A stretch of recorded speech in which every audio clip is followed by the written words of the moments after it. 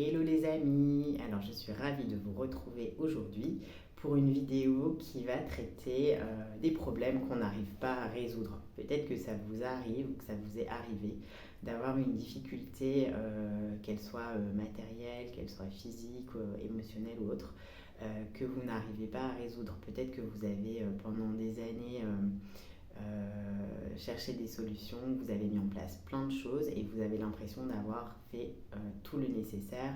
Vous avez peut-être frappé à la porte de différents médecins, vous avez pris des traitements, vous avez fait une psychothérapie, vous avez appris à écouter vos besoins, à accueillir vos émotions, vous avez une super hygiène de vie, voilà, tout est parfait sur le papier, mais le problème persiste et vous n'arrivez pas à trouver de solution à ce problème.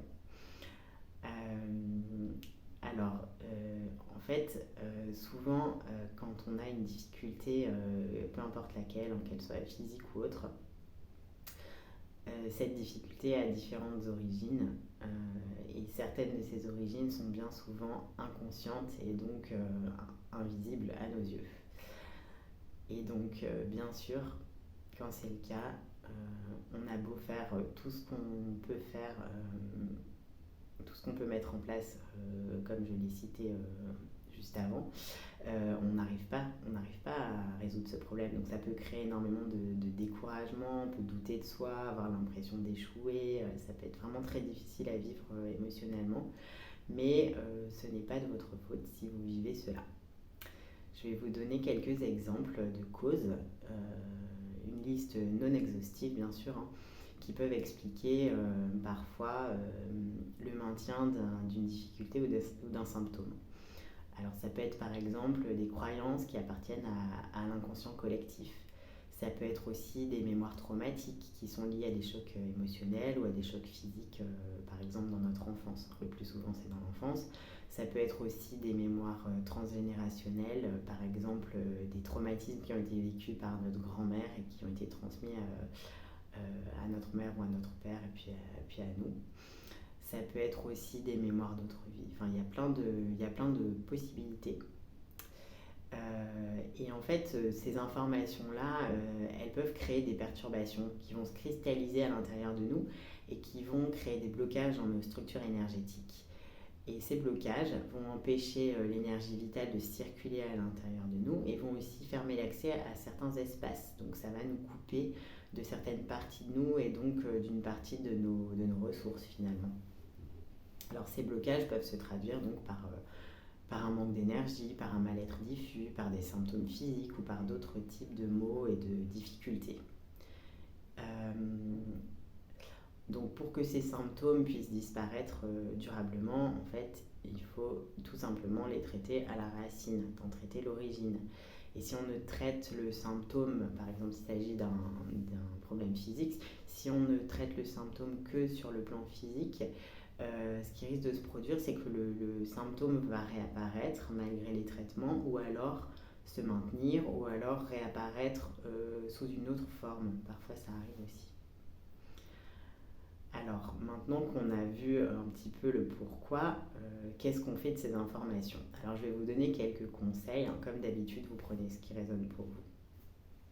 Mon premier conseil, c'est de cesser de culpabiliser. Comme je vous disais juste avant, c'est normal que vous n'ayez pas pu résoudre votre problème puisque la cause est enfouie profondément en vous et qu'elle est loin de votre conscient. Donc ne culpabilisez pas et soyez douce avec vous-même. Ça, c'est la première chose. Le deuxième conseil que j'ai à vous donner, c'est pour le moment d'accepter que ce problème est là, qu'il existe, qu'il est dans votre vie. Si vous avez essayé de nombreuses choses en vain, c'est que ces origines sont potentiellement profondes, potentiellement multiples et variées.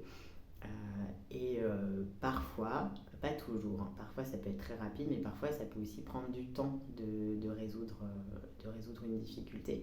Et donc là, le conseil, c'est vraiment de vous mettre dans une attitude d'acceptation, en fait, de ne pas être dans la résistance à ce problème en voulant absolument le faire disparaître de toutes vos forces, mais plutôt lâcher le contrôle sur la situation et considérer que vous faites de votre mieux et le moment venu, quand ce sera le moment juste pour que cette difficulté soit résolue, elle sera résolue.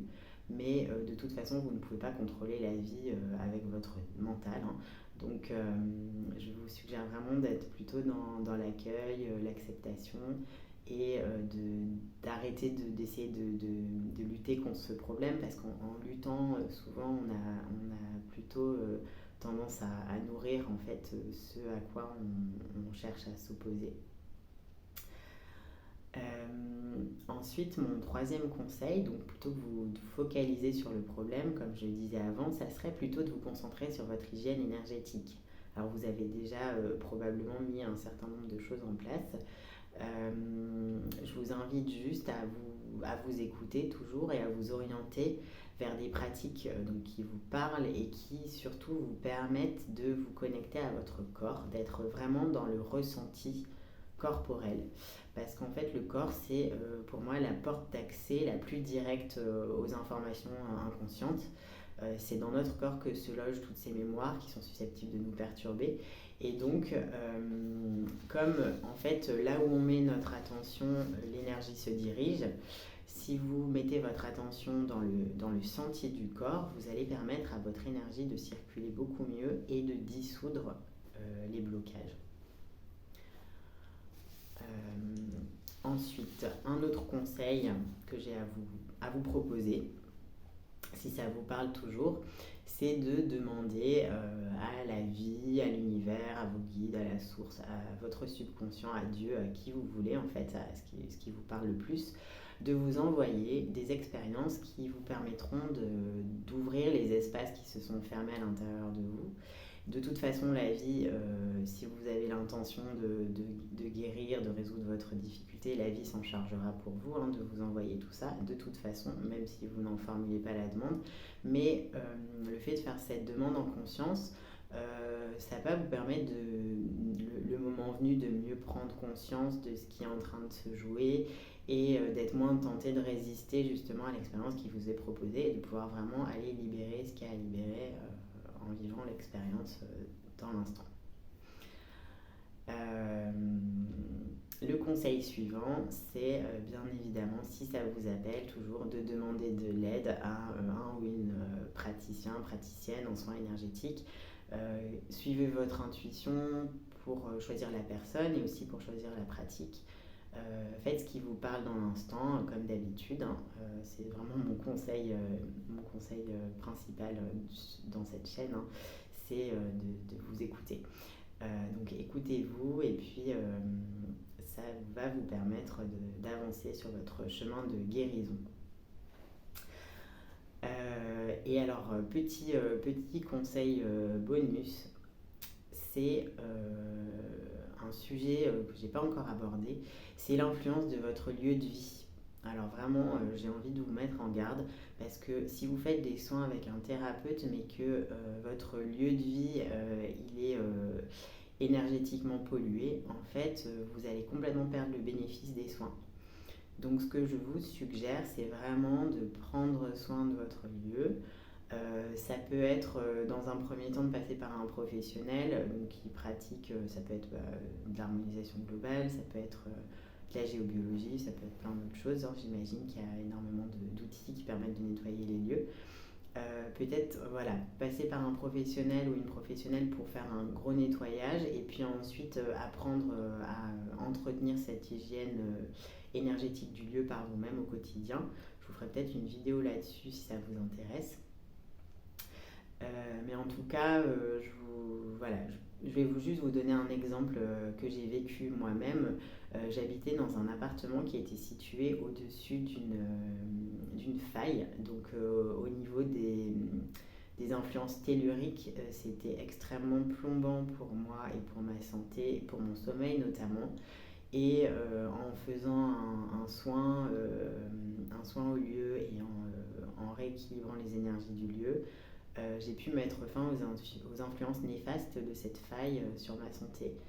Et parfois, ça peut aller loin, hein. Ça peut aller jusqu'à des maladies graves comme des cancers, etc. On ne sait pas d'où ça vient et ça vient juste d'influences telluriques.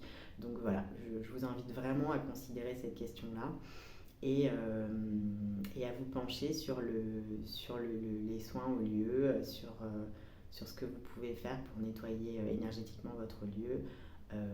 Si pour l'instant vous ne pouvez pas faire appel à un ou une professionnelle, vous pouvez déjà commencer par faire des choses toutes simples, hein, comme déjà aérer matin et soir votre lieu. Ça va permettre déjà d'éviter d'en rajouter. Euh, voilà, tout simplement. Je vous ferai une vidéo sur le sujet. Voilà, ben, j'ai terminé pour cette vidéo sur ce sujet qui est pour moi assez important. N'hésitez pas, comme d'habitude, si vous avez des questions, à les poser dans les commentaires. Je serai ravie d'y répondre.